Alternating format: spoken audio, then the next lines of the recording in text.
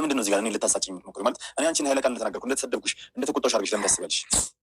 አደባባይ መውጣት አልጎዳኝ ነገርኩሽ እኮ እኔ አደባባይ ላይ እኔ እንደዚህ ነገር የእውነት ነው ብዬ አልጠበቅኩም። መስዋዕትነት አይተናል፣ ሰምተናል አይደል? ደግሞ እኛ አብረን ነው ያደግነው። አባታችንም የአባታችንን ጠልጣኝ እንደማይኖር አባት ሆኖ ነው ያሳደግክ። እናታችን ደግሞ የዚህ ያህል መስዋዕትነት ከፍላለናለች። አሁን እሷን ማኩረፍም በቃ በሷ ማዘንም የለብንም።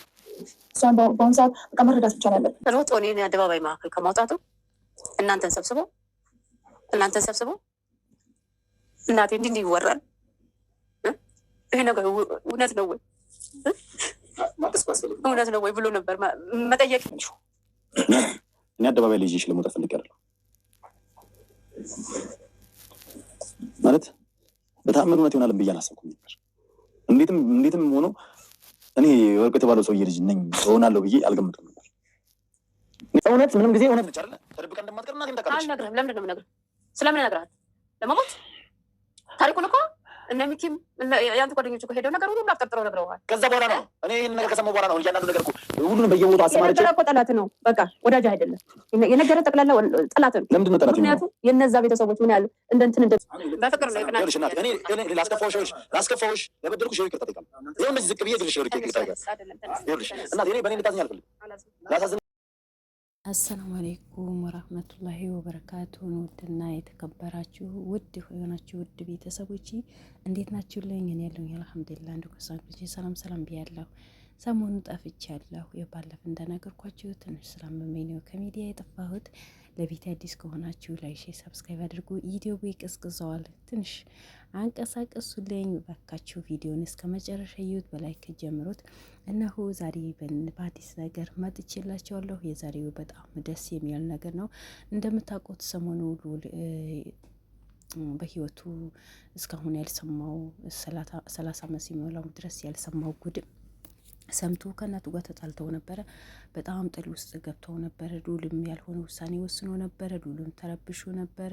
እናቱም ዱካሹ ላይ ሂዳም ያወራችው ነገር ነበረ። ሁላችሁም ተከታትላችሁታል። እኔም ያናክል ቪዲዮ ባልሰራ ቢያማኝም ተከታትዩ ነበር። ስለዚህ ሉልና እናቱ በጣም ግጭት ውስጥ ገብተው ነበር። ነገሩ ያለ ሉልን እንደምታውቁ ይሄ ነገር ውሸት ሊሆን ይችላል።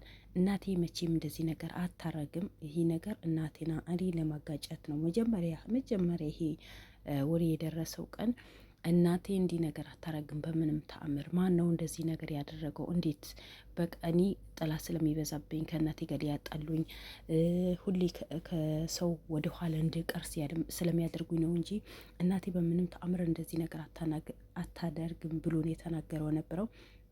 ነገሩ በመጨረሻ ግን እውነት ሆኖ ነው የተገኘው። የሉል አባት አቶ ወርቁ እንደሆነ ነው የተገኘው ነበረው። ወርቁ የሚባለው ሰውዬው በህይወት እንዳለ ሉል ደርሶበታል። ግን እናቱ ለምንድን ነው አደባባይ ያወጣኸኝ? ለምንድነው ሚዲያ ያወጣኸኝ? እኔ ብዙ አመት አርግዤው ተሸክሚው ተጨንቂ የኖርኩት ጉዳይ ነበረ። ምርጥ ጓደኞች አሉ። በእነሱ ፊት እነሱን አምጥተ ቁጭ አድርገህ እናቴ ምንድን ነው የተፈጠረው የተባለው ነገር እውነት ነው ወይ ብለህ መጠየቅ ሲገባ ለምንድን ነው እንደዚህ ነገር ያደረከው? ለምንስ በዚህ ልክ ሚዲያ እንዲወጣ አድርገኸኛል ብላ ነው በጣም ቅር ያላት ነበረው። ውድ ቤተሰቦቼ ችግራቸው ያው ለምን ሚዲያ ወጣኝ፣ ለምን በውስጥ አልጨርስ ነው። እኔም ተገድጄ ነው እንጂ ወድጄ ያደረኩት ነገር አይደለም። ለፍቼ ደክሜ ያሳደኩት ልጅ ነው። የስንት ዓመት ተሸክሜ የኖርኩት ሚስጥር እንዴት በአደባባይ በሚዲያ ያወጣኛል በማለት ነው በጣም ቅር ያላት ነበረው። ግን በመጨረሻ አቶ አሸናፊ ወይም የድሳን አባት ሉልን ይዞት መጥቶ ቅርታን እንዲደራረጉ እናትና ልጅ ናቸው። ሁለታቸው ብዙ ነገር አሳልፈዋል። ብዙ ልፋት አይተዋል።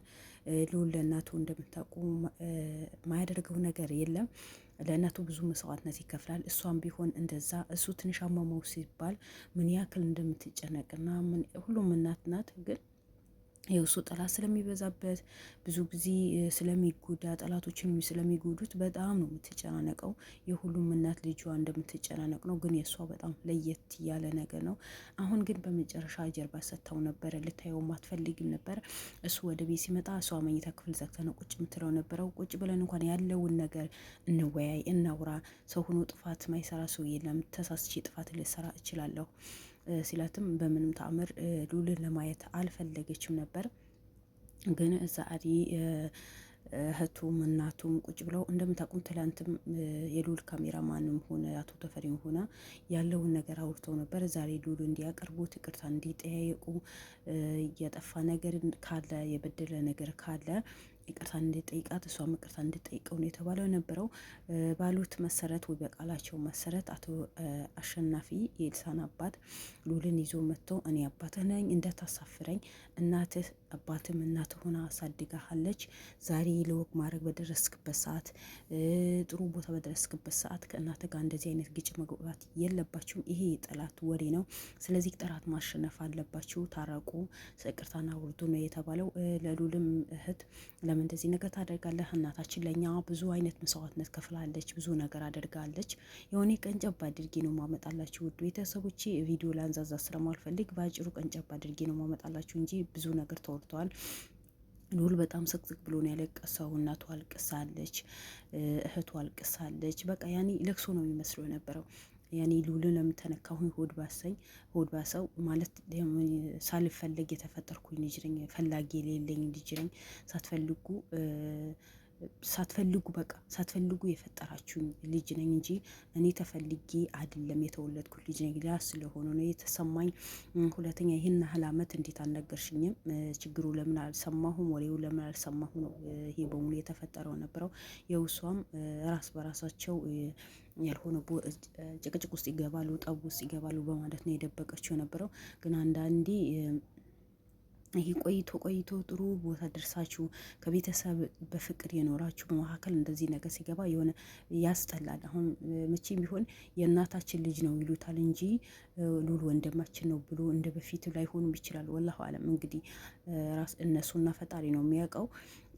እሱም ቢሆን እንደዛ ሊሰማው ይችላል። በቃ ያኔ እኔ ሳልፈለግ የተፈጠርኩ ልጅ ነኝ፣ አባቴ ሌላ ነው። ግን እሱ ቢሆን አሁን ቢሆን አባቴ ነው፣ አሳድጎኛል፣ አብርቶኛል፣ ትልም ይወልዳል።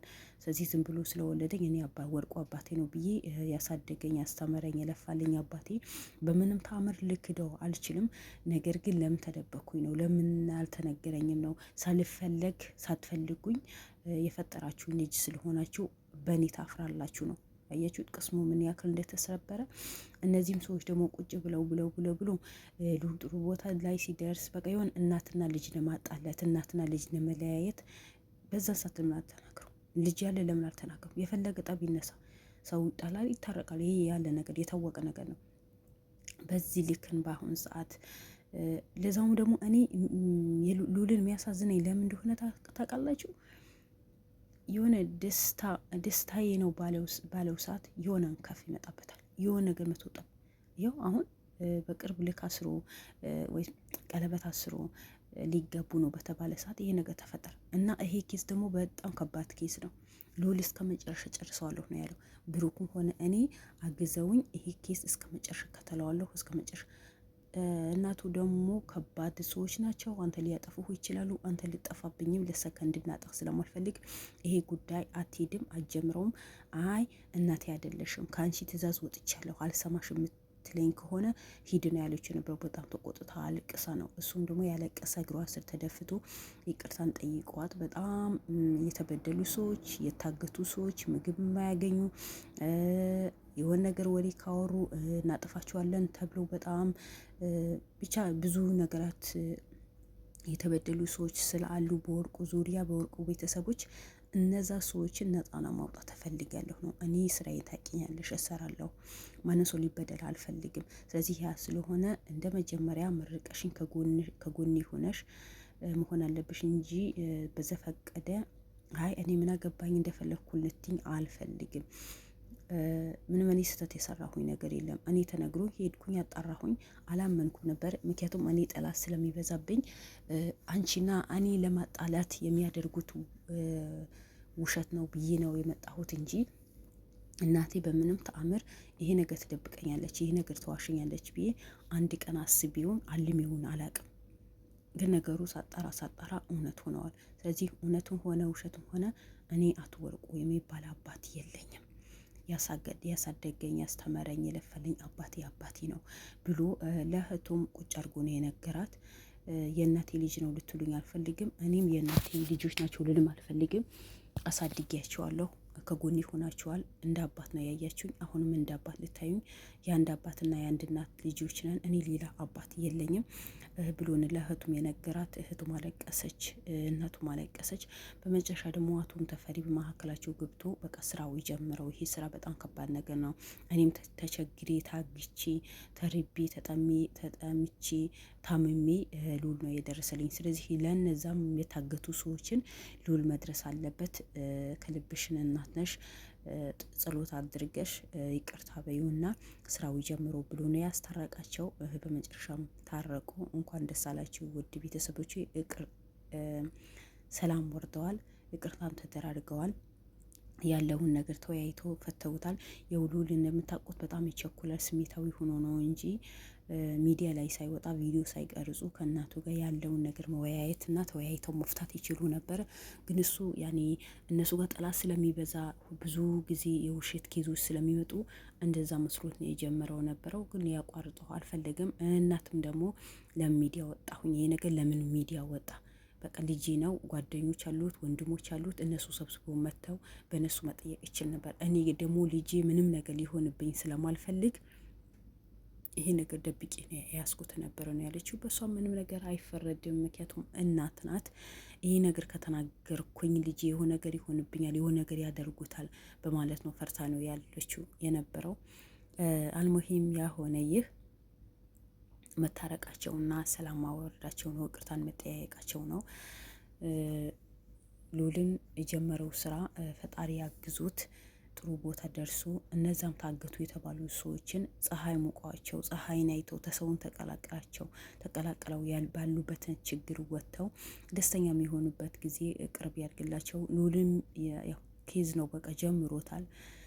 መቼም አሁን ከእናቱ ቅርታ ተደራርገዋል፣ ነገሩ ፈተውታል። አሁን ወደዛ ነው የሚሄደው።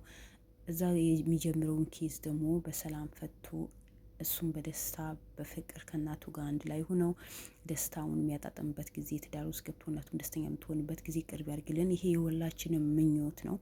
ሉል ላይ ጣጣ ይበዛም፣ ብዙ ነገር ይፈጠራል። እናቱ ደግሞ በጣም ፈርታለች። ምክንያቱም ልጄ የሆነ ነገር ሊያደርጉብኛል፣ እነሱ በጣም ከባድ ሰዎች ናቸው፣ ባዕድ አምልኮ የሚያመልኩ ሰዎች ናቸው።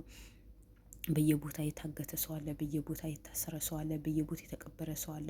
ስለዚህ በልጄ ላይ ምንም ነገር ሊደርስበት ስለማልፈልግ ይቅርብህ ነው ያለችው የነበረው። ግን ሉል እንደምታውቁ በጣም እልህተኛ ስለሆነ በምንም ተአምር ይሄ ኬዝ አልተውም፣ እስከ መጨረሻ ነው የምጓዘው። አንቺ ብቻ ከልብሽን ይቅርታን አድርገሽልኝ ይሄ ኬዝ እንድጀምረውና በፍቅር እንድጀምረው አድርጊ ነው ያላት። በቃ መጨረሻ እሷም ተስማማች እላቸዋለሁ። ውድ ቤተሰቦቼ ነገሩ በሙሉ እንደዚህ ነው። አንዳንዴ ሰውን ከቤተሰብ ለማጣላት ሆነ ብሎ ታጥቆ ነው የሚነሳው ለማጣላት፣ ተጋጅቶ እንዲኖሩ የሚያደርጉ ሰዎችን ብዙ ሰው አለ። ጠላት ከሩቅ አይመጣም፣ አጠገባችን የሆነ ሰው ነው ጠላት የሚሆንብን። እንግዲህ ምንም ማድረግ አይቻልም። ማንነቱ አውቋል ሉልን። የሚሰማው ስመት ሊኖሩ ይችላል። ምክንያቱም ሳልፈለግ መጣሁኝ የሚለው ቃላት በጣም ከባድ ነው። ሆኖም ቀረ ሉልን ነገራቶችን ትተህ ከእናት ጋር ቅርታን ተጠያይቃችሁ መኖር አለባችሁ። ወዳችኋለሁ ውድ ቤተሰቦቼ። ላይክ፣ ሼር፣ ሰብስክራይብ አድርጉ። ሰላም አለይኩም ወራህመቱላሂ ወበረካቱ።